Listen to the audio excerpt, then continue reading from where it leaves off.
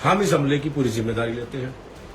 लेकिन दुख इस बात का है मुझे कि वह फिर बच गया। लेकिन आज जो है कि 2-4-5 गाड़ियां ही टूटी हैं।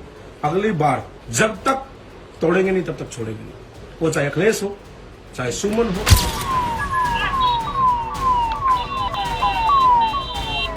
नमस्कार, आप देख रहे हैं लाइव। हिंदुस्तान समाजवादी पार्टी के सांसद रामजीलाल सुमन के काफिले पर हमला करने के आरोपी करणी सेना के 5 कार्यकर्ताओं को तुरंत जमानत दे दी गई।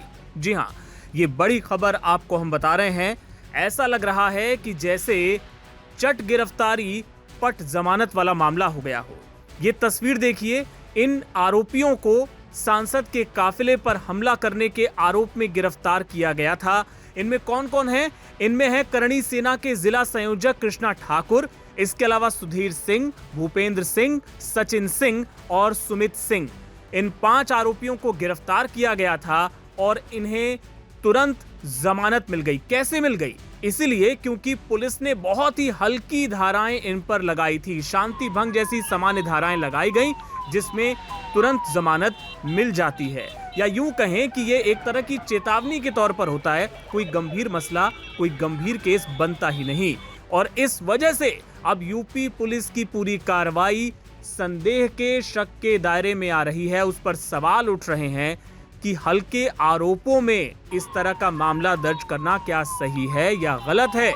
सांसद के काफिले पर हमला हुआ है, ऐसे में क्या गंभीर धाराएं इस मामले में पुलिस को नहीं लगानी चाहिए थी? और इस बीच जो बयान सामने आ रहे हैं उनको लेकर भी कई तरह के सवाल उठ रहे हैं। बयान किसके? बयान करणी सेना के। बयान ये सामने आ रहा है कि इस बार फिर से रामजीलाल सुमन बच गया। जी हां, इस तरह की भाषा इस्तेमाल की जा रही है। कौन कह रहा है ये कह रहे हैं क्षत्रिय करणी सेना के युवा राष्ट्रीय अध्यक्ष उकेंद्र राणा। उन्होंने बाकायदा एक वीडियो जारी किया है। उकेंद्र राणा ने इस वीडियो में क्या कहा? उन्होंने कहा कि हमें दुख है कि वो एक बार फिर से बच गया। उन्होंने हमला करने वालों की तारीफ की और इस हमले की जिम्मेदारी लेते हुए अपनी रणनीति का खुलासा भी किया। उकेंद्र राणा ने क्या कुछ कहा, आप पहले वो सुनिए, उसके बाद आपको सुनवाएंगे कि रामजीलाल सुमन ने इस पूरे मामले को लेकर, उनके काफिले पर जो हमला हुआ उसको लेकर क्या कुछ कहा है। क्षत्रिय करणी सेना युवा राष्ट्रीय अध्यक्ष उकेंद्र सिंह राणा। अभी आपको पता लगा होगा कि जो अलीगढ़ के गवाना टोल पर जो सांसद, सपा के सांसद सुमन पर जो हमला हुआ है, वह हमला हमारे करणी सैनिक, क्षत्रिय करणी सेना परिवार के लोगों के द्वारा, हमारे भाइयों के द्वारा किया गया है। हम इस हमले की पूरी जिम्मेदारी लेते हैं। लेकिन दुख इस बात का है मुझे कि वह फिर बच गया, क्योंकि सिर्फ कुछ गाड़ियां ही टूट पाई हैं और क्योंकि प्रशासन उसको बार बार बचा लेता। आज फिर प्रशासन ने बचा लिया उसको। मैं उत्तर प्रदेश सरकार और प्रशासन से निवेदन करता हूं कि आप इसको बार बार ना बचाएं, क्योंकि इस व्यक्ति ने, आप सबको पता है, इसने हमारे किसी एक समाज को नहीं, किसी एक बहुत बड़े एक महापुरुष और समस्त हिंदुओं को गद्दार बोला है। तो ये देश जो है सनातनियों का है, हिंदुओं का है। अगर कोई व्यक्ति, नेता अगर हमें गद्दार बोलता है पूरे धर्म को, धर्म के लोगों को, तो ऐसे लोगों का बचाव, उनकी सुरक्षा नहीं होनी चाहिए थी। शर्म की बात है कि ऐसे लोगों को आप सुरक्षा दे रहे हैं, नहीं मिलनी चाहिए थी। लेकिन आज जो है कि 2-4-5 गाड़ियां ही टूटी हैं। अगली बार, क्योंकि हमें पता ही नहीं था कि ये यहां से निकलेगा। अभी कुछ मिनटों पहले ही पता लगा, 20-25 मिनट पहले, कि वो वहां से निकल रहा है। तभी तुरंत टीम एक्टिव कर दी गई थी। लेकिन अगर हमें 2-4 घंटे, 1-2 घंटा पहले पता लग जाता तो कुछ और अच्छा सुनने को मिलता।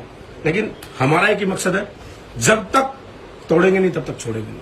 वो चाहे अखिलेश हो, चाहे सुमन हो, या सपा पार्टी का कोई पदाधिकारी, कोई नेता हो, जो भी हमारी रडार पर आएगा उसको बख्शा नहीं जाएगा। जब तक घुटने नहीं टेक लेती सपा, धरती में घुटने नहीं टिकवा देंगे, तब तक नहीं मानेंगे। सपा सफा। गवाना टोल से अलीगढ़ की तरफ 500 मीटर की दूरी पर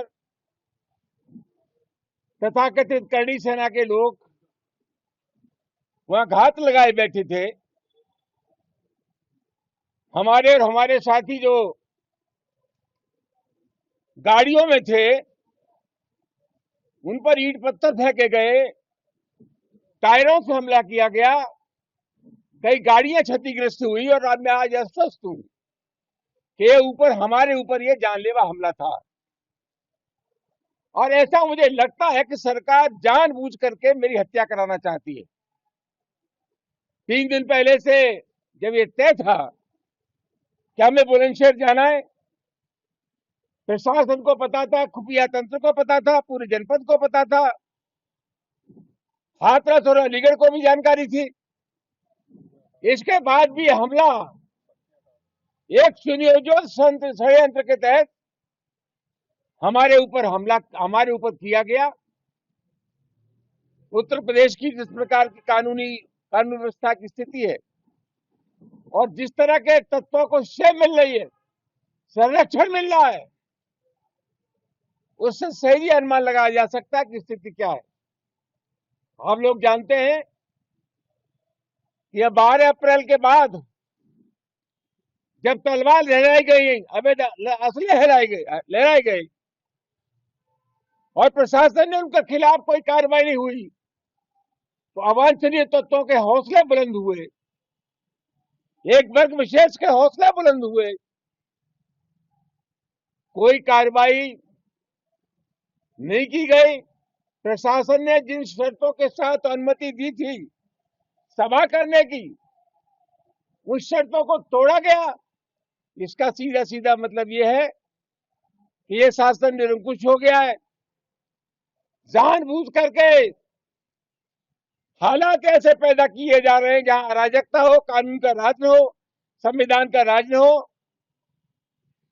और जिस प्रकार की स्थिति है, प्रतिपक्ष के लोगों को तो राजनीति करना मुश्किल हो जाएगा।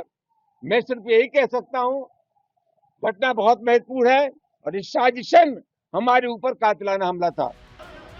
बहरहाल आपको बता दें कि रामजीलाल सुमन पर आगरा से बुलंदशहर जाते वक्त उनके काफिले पर हमला किया गया। गभाना टोल प्लाजा के आसपास उनके काफिले में शामिल गाड़ियों पर टायर और पत्थर फेंके गए, जिसका वीडियो भी खूब वायरल है।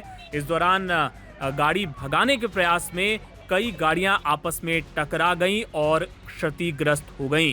सपा प्रमुख अखिलेश यादव ने योगी सरकार पर इस मसले को लेकर निशाना साधा है। तो इससे जुड़े तमाम अपडेट्स आगे भी आपको दिखाते रहेंगे। आप देखते रहिए लाइव हिंदुस्तान।